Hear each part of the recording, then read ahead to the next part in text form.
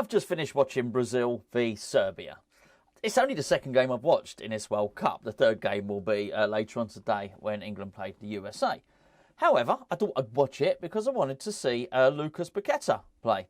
I maybe might have tuned into the Germany game, but it turned out that Thilo Kehrer was dropped anyway. And to be fair, you can't really blame the German boss. That is a bit weird, though, by the way, because he'd been the most selected player under the current German manager.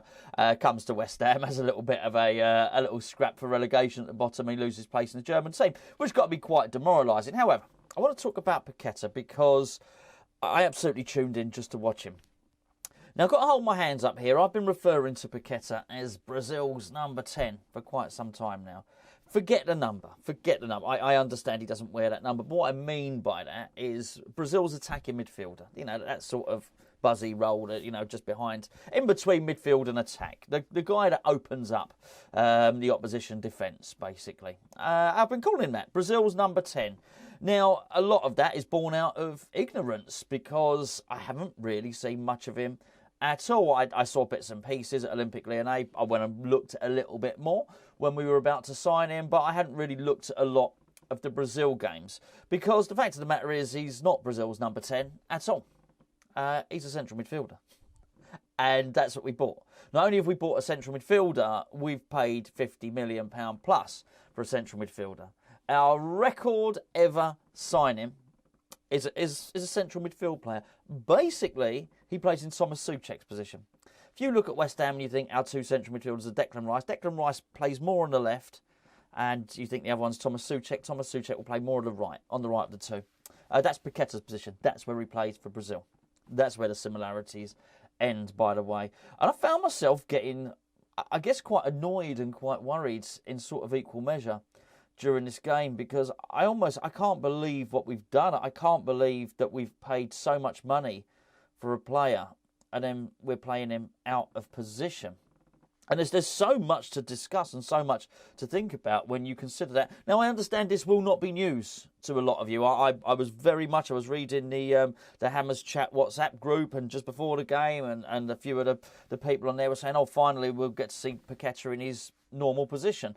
It's not that I haven't heard it before, but I think I needed to see it with my own eyes to really sort of understand what it was. And don't get me wrong, he wasn't brilliant in this game. In fact, he was substituted 75 minutes, something like that, 77 minutes, substituting for Fred.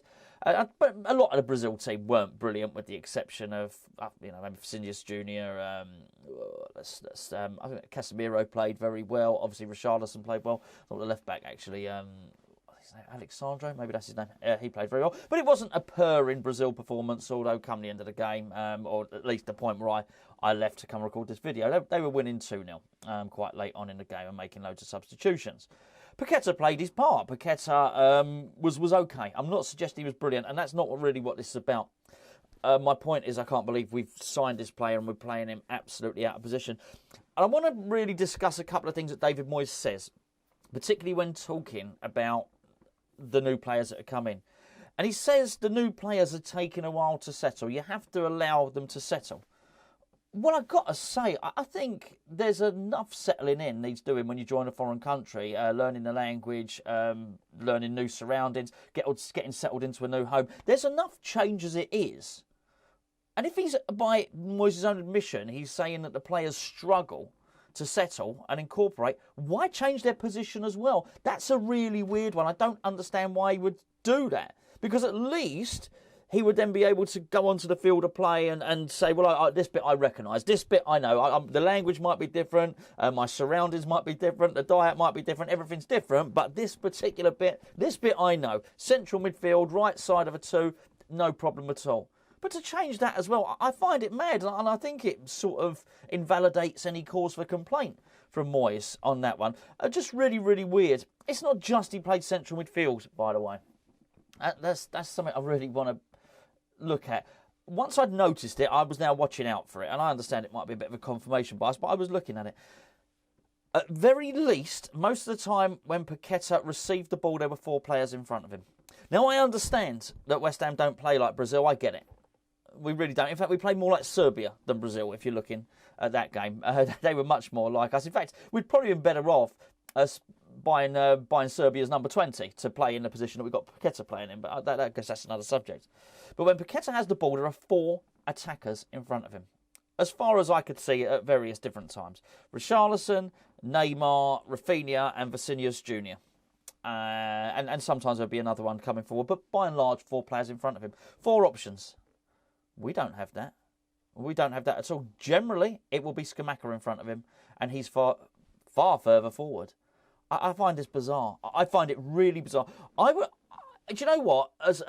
To buy a young player, an 18-year-old, for a bit of a punt, not much money, and you want to train him up in this new position, I'd sort of get it.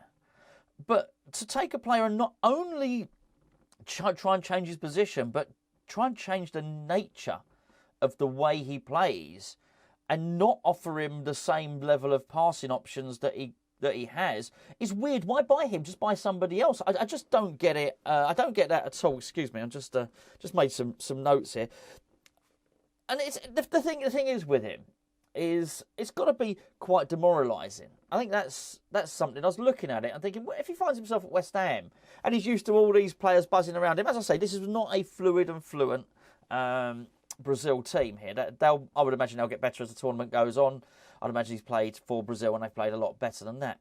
That being said, there were still options for him to pass to. He basically has one option at West Ham, pass to Scamacca. It's got to be demoralising for him. It's got to be demoralising for Scamacca. And I think when you look at what Moyes is doing with that, and you look at the players that he's changed position in, I just wonder if he does it a little bit too much. We've spoken about it before. He's tweaked Cresswell's position. He's tweaked Antonio's position and Altovic's position. A lot of these players have had their position moved. I guess I sort of get it. Does it really matter when you're doing it with Antonio? He hasn't cost you any money, and he's at the time when Moyes came in, he's a bit of a super sub. Does it matter with Cresswell turning from a left back to a left centre back? Not really. But to buy a player for 50 million for West Ham, that's your finished article. That's your rounded player. You get him and you play him in the position. I find it absolutely weird. And the funny thing is, he should be playing. If I was Moyes now, I don't think he'll do it, because David Moyes isn't unaware of where Paqueta plays and should play. Far from it. Far from it at all. Let's be fair. It hasn't even like he's got to scout him. He saw him twice last season when we played against Olympique Lyonnais in the Europos Kapos. But I don't think that he's going to be surprised by this. When you look at how poor Thomas Soucek's been, I defend Thomas Soucek a lot. And the reason I defend Thomas Soucek is because I think he's just a defender now. I don't think he should be in the team. I don't think his passing's anywhere near good enough. I think the moment you stop him being a goal-scoring midfielder making late runs into the box, which Moyes has done, then actually I'd rather just have a normal central midfielder in there. And it was like an epiphany today, because actually we've got one. He's not a lazy player, Paqueta. Made plenty of tackles in that game. In fact, he's probably lucky not to get a card. I just don't understand it. I'd play him next to Declan Rice right now. And honestly, I'm pretty sure if we did that, we'd start seeing some better results almost immediately. We'd certainly get our passing game moving. I've no doubt about that. And in that same team was Rafinha. Now, this Rafinha, I'm sure you all know far better than I do. Obviously, the guy that played for Leeds. But the point is, we bid for him. West Ham bid for Rafinha last January, just under a year ago, actually. And I'm watching him. I'm watching Rafinha. I think, what would we have done with him? What would Moyes have done with Rafinha? Because I was looking at it, thinking he wouldn't play right wing. He wouldn't have done. There's no way he'd have dropped, even if he'd have spent, 40, 50 million, whatever Rafinha would have cost. Even if he'd have spent that on him, he wouldn't have dropped Jared Bowen for him. So actually, I'm looking at it, and I'm getting more and more annoyed over a scenario that didn't actually happen. But I thought he'd have changed Rafinha's position as well. He would have done. He absolutely would have done. Because there's only a couple of other options. Either number one, he drops Jared Bowen. Would he do that? He's not shown a real willingness to do that. Or number two, he changes Jared Bowen's position, puts Jared Bowen over to the left. I've seen him do it once. And by the way, he didn't look bad on the left when he did it. Actually, Bowen put over a really good early cross with his left foot. But by and large, he has not shown any intent whatsoever to play Jared Bowen on the left. So if you're not going to drop Jared Bowen, he's not going to move him to the left. You know what would happen? It would be Rafinha. would have been moved elsewhere. He'd have turned. I think he'd have turned Rafinha into a striker, but if not, he might have played on the left wing. I guess it wouldn't matter. You're dealing with a really quality class player there, but I'm quite sure that Lucas Paqueta is a quality and a class player. I really do. But you take him and you put him out of position. I mean, not just a fish out of water in terms of on the pitch, fish out of water in terms of his personal life and living conditions and all that sort of thing. You start doing that, and I think you can turn a talented and skillful player into an average one quite quickly. And I just don't know what he's doing. I'm watching that game, becoming more concerned about the season. I really am worried about it. I really am worried. And also, it can't be good for Paqueta to see himself being the first player that gets hooked in that. Now, don't get me wrong, he wasn't one of Brazil's better players. And it's quite possible that even without West Ham, Lucas Paqueta could have played like that and would have been the first player brought off. But I think if I was someone like Bruno Guimaraes at Newcastle, who was on the bench, I'd probably be looking at it thinking I probably deserve to play in that because of my league form, because Newcastle's league form is so much better than West Ham's. And you couldn't blame him for that at all, not at all. It's a real concern. I'm actually dumbfounded by the arrogance of it, actually. The arrogance of taking this player and playing him out of position. And I do want to make the point, I'm sorry I've laboured the point, I've already made it once in this video. I wouldn't mind with a £10 million player. I don't mind so much with Flynn Downs in that respect. Flynn Downs is a central midfielder. And he's played central midfield in the Conference League, yet when David Moyes has played him in, he definitely played against Man United, the other game escapes me, but he's played him twice in the Premier League from the start. And one of the times was attacking midfield, and the other time was right-sided midfield, right of a three, if you like. That I'm inclined to mind less because he's a young player, learning his way, £9 million, you sort of get it. But what sort of arrogance is it to buy a superstar? And I'm sorry, if you play in that Brazil team, you are a superstar. If you cost £50 million, you are a superstar. If it is your job to load the bullets for Neymar in the Brazil team, you're a superstar. You really are. That's what you're dealing with there. To take him and think, I think that Paqueta and that Brazilian coach have got it wrong there. I tell you what, I think Paqueta, I think you're an attacking midfielder, mate. I think you need to play basically just off a lone frontman, Scamacca. I think it's demoralising for Scamacca because he's getting bugger all service from somebody who's, let's be fair, doesn't normally play there. I think it's completely demoralising for Paqueta. I hope he's going to learn from this, David Moyes. I don't think he will. This is news to me. I don't think this is news to David Moyes, for all the reasons that I've already gone on to say. But when I look at it and I look at the notes that I made here, 4 players in front of him when he's got the ball. He's playing in Soucek's position. The thing about making players taking time for them to settle and changing their position as well is an unnecessary addition, an unnecessary complication to that. The demotivation of them, the whole point of spending your record amount of money, and I just don't think he knows what to do with him. Which brings another set of questions.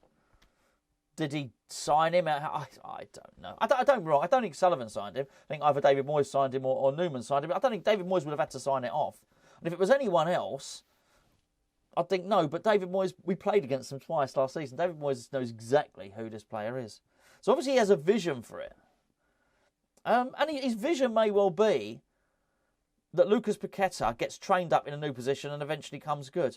That's a hell of a risky task, particularly when you rumoured to have 3 games left. If David Moyes really wants to get the best out of Lucas Paqueta, sometimes the simplest answer is the right answer, and the obvious answer is the right answer. And here it is. There's no, you don't have to be a genius to work this out, Moisey. Play Lucas Paqueta in central midfield and just leave it at that. Let him do his stuff. Play him in a familiar position. And let's see where it goes. Because I think got more chance of, number 1, keeping your job that way. And number 2, keeping West Ham in the Premier League.